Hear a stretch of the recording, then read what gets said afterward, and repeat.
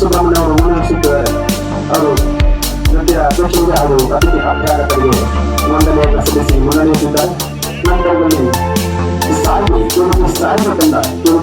ತಂಡವನ್ನ ಮುನ್ನಡೆಸುತ್ತಿದ್ದಾರೆ ಶ್ರೀ ನಾಗರಾಜರವರು ಹಾಗೂ ಪುನೀತರವರು. ಸಾರಿಗೆ ತಂಡದ ಸದಸ್ಯರು ಅಧ್ಯಕ್ಷರಿಗೆ ಗೌರವ ವಂದನೆಯನ್ನು ಸಲ್ಲಿಸಿ ಮುನ್ನಡೆಯುತ್ತಿದ್ದಾರೆ. ನಂತರದಲ್ಲಿ ಶ್ರೀ ಆಂಗ್ಲ ಶಾಲೆ ಕೋಟೆ ಈ ತಂಡದಲ್ಲೂ ಸಹ ಅಧ್ಯಕ್ಷರಿಗೆ ಹಾಗೂ ಸದಸ್ಯರಿಗೆ ಗೌರವ ವಂದನೆಗಳನ್ನು ಸಲ್ಲಿಸಿ ಗೌರವ ವಂದನೆ ಮುನ್ನಡೆಯುತ್ತಿದ್ದಾರೆ. ಹಾಗೂ ಈಗ ನಮ್ಮ ಅತ್ಯಂತ ಪ್ರೀತಿಯ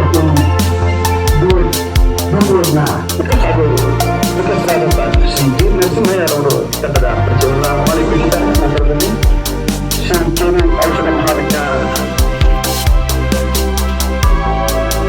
ರಾಜಕೀಯ ಚತುರ ಶಿಕ್ಷಣ ಸೂಕ್ಷ್ಮ ಶ್ರೀ ಸಿಗುತ್ತ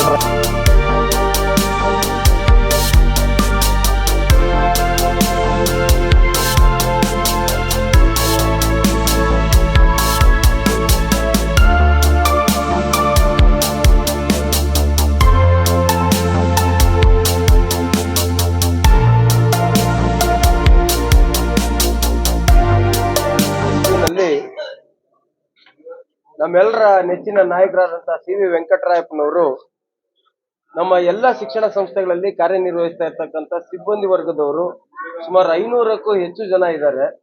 ಇವರೆಲ್ಲರೂ ಕೂಡ ಭೇದ ಭಾವ ಇಲ್ಲದೆ ಅಧ್ಯಕ್ಷರಿಂದ ಹಿಡಿದು ಒಬ್ಬ ಡಿ ಗ್ರೂಪ್ ನೌಕರನವರೆಗೂ ಸಹ ಎಲ್ಲರೂ ಒಂದೇ ವೇದಿಕೆಯಲ್ಲಿ ಒಂದೇ ಕ್ರೀಡಾಕೂಟವನ್ನ ಆಯೋಜನೆ ಮಾಡಬೇಕು ಎಂಬತಕ್ಕಂತ ಒಂದು ಮಹತ್ತರವಾದ ಆಶಯದೊಂದಿಗೆ ಪ್ರಾರಂಭವಾದಂತಹದ್ದು ದತ್ತಿ ದಿನಾಚರಣೆ ಕಾರ್ಯಕ್ರಮ. ಇವತ್ತು 29ನೇ ದತ್ತಿ ದಿನಾಚರಣೆ ಕಾರ್ಯಕ್ರಮ ಇದು. ಇವತ್ತು ಕ್ರೀಡಾಕೂಟ ಇಲ್ಲಿ ಅಧ್ಯಕ್ಷರಾದಿಯಿಂದ ಹಿಡಿದು ಇವತ್ತು ತುಂಬಾ ವಿಶೇಷ.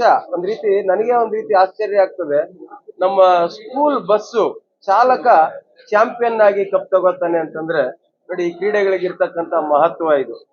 ಇವತ್ತು ಯಾವುದೇ ಭೇದ ಭಾವ ಇಲ್ಲದೆ ಸುಮಾರು 500ಕ್ಕೂ ಹೆಚ್ಚು ಸಿಬ್ಬಂದಿ ವರ್ಗದವರು ಎಲ್ಲಾ ಕ್ರೀಡೆಗಳಲ್ಲಿ ವಯಸ್ಸಿಗೆ ಅನುಗುಣವಾಗಿ ಕ್ರೀಡಾಕೂಟವನ್ನು ಆಯೋಜನೆ ಮಾಡಲಾಗಿದೆ. ಇದರ ಪ್ರಾರಂಭೋತ್ಸವ ಇವತ್ತಾಗಿದೆ. ಇವತ್ತು ನಾಳೆ ಈ ಕಾರ್ಯಕ್ರಮ ಇರ್ತದೆ. ನಮ್ಮ ದತ್ತಿ ದಿನಾಚರಣೆಗೆ ಇನ್ನೊಂದು ವಿಶೇಷತೆ ಇದೆ. ನಾವು ಪ್ರತಿ ವರ್ಷ ಮಾಧ್ಯಮದ ಸ್ನೇಹಿತರಿಗೂ ಸಹ ಕ್ರೀಡಾಕೂಟವನ್ನು ಆಯೋಜನೆ ಮಾಡ್ತೀವಿ. ಅದು ಮುಂದಿನ 15ನೇ ತಾರೀಕು ಅದರ ಒಂದು ಆಯೋಜನೆ ಮಾಡಬೇಕು ಅಂತ ನಿರ್ಧಾರ ಮಾಡ್ತಾ ಇದ್ದೀವಿ. ಇದೆಲ್ಲದರ ಜೊತೆಗೆ ಇವತ್ತು ಬಂದಿರತಕ್ಕಂತ ಪ್ರತಿಯೊಬ್ಬ ಸಿಬ್ಬಂದಿ ಸಹ ಈ ಕ್ರೀಡೆಗಳಲ್ಲಿ ಭಾಗವಹಿಸಿ ಬಹುಮಾನವನ್ನ ಗೆಲ್ಲಲಿ ಅಂತ ನಾನು ಆಶಯ ವ್ಯಕ್ತಪಡಿಸ್ತೇನೆ. ವಿಶೇಷವಾಗಿ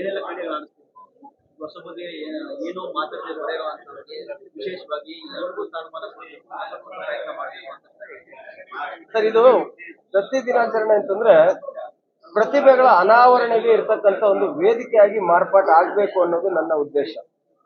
ಇವತ್ತು ಹೊಸದಾಗಿ ಸಿಬ್ಬಂದಿಗಳು ಪ್ರತಿ ವರ್ಷ ಸೇರ್ತಾರೆ. ಪಾಪ ಅವರಿಗೆ ಹೆಚ್ಚು ಮಾತನಾಡ್ತಕ್ಕಂಥದ್ದಕ್ಕೆ ಆಸೆ ಇರುತ್ತೆ, ಆದ್ರೆ ಸಂದರ್ಭ ಮತ್ತು ವೇದಿಕೆ ಸಿಗೋದಿಲ್ಲ. ಇಂಥ ವೇದಿಕೆಗಳಲ್ಲಿ, ಯಾಕಂದ್ರೆ ಇಲ್ಲಿ ನಾವು ಸಿಬ್ಬಂದಿ ವರ್ಗದವ್ರು ಮಾತ್ರನೇ ಇರೋದು, ಸಣ್ಣ ತುಪ್ಪ ಅಚಾತುರ್ಯ ಆದ್ರೂ ಸಹ ಅವರಿಗೆ ಒಂದು ಪ್ರಾರಂಭ ಮಾಡ್ಲಿಕ್ಕೆ ಒಂದು ವೇದಿಕೆ ಆದ್ರೆ ಮುಂದಿನ ದಿನಗಳಲ್ಲಿ ಅವರ ವೃತ್ತಿ ಜೀವನದಲ್ಲಿ ಅದನ್ನ ಸದೃಢವಾಗಿ ಮತ್ತು ಸಮರ್ಥವಾಗಿ ನಿಭಾಯಿಸೋದಿಕ್ಕೆ ಈ ವೇದಿಕೆ ಏರ್ಪಾಟ್ ಆಗ್ಬೇಕು. ಈ ವೇದಿಕೆ ಮುಖಾಂತರ ಅವ್ರಿಗೆ ಅವಕಾಶ ಸಿಗಬೇಕು ಅನ್ನೋದು ನಮ್ಮ ಉದ್ದೇಶ. ಹಾಗಾಗಿ ಪ್ರತಿ ವರ್ಷ ಹೊಸ ಪ್ರತಿಭೆಗಳಿಗೆ ವೇದಿಕೆ ಕಾರ್ಯಕ್ರಮಗಳನ್ನು ನಡೆಸ್ಕೊಡೋದಾಗ್ಬೋದು, ವೇದಿಕೆಯಲ್ಲಿ ಭಾಷಣ ಮಾಡೋದಾಗ್ಬೋದು, ಈ ಎಲ್ಲ ರೀತಿಯ ಅವಕಾಶಗಳನ್ನ ಅವ್ರಿಗೆ ಕೊಡ್ತಾ ಇದ್ದೀವಿ.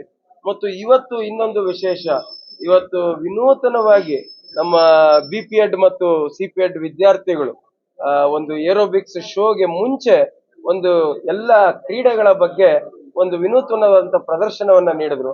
ನಿಜವಾಗ್ಲೂ ಸಹ ಮೈನವಿರೇಳಿಸೋ ರೀತಿಯಲ್ಲಿ ಆ ಪ್ರದರ್ಶನ ಇತ್ತು ಅನ್ನೋದನ್ನ ನಾನು ಹೇಳಲಿಕ್ಕೆ ಬಯಸ್ತೇನೆ.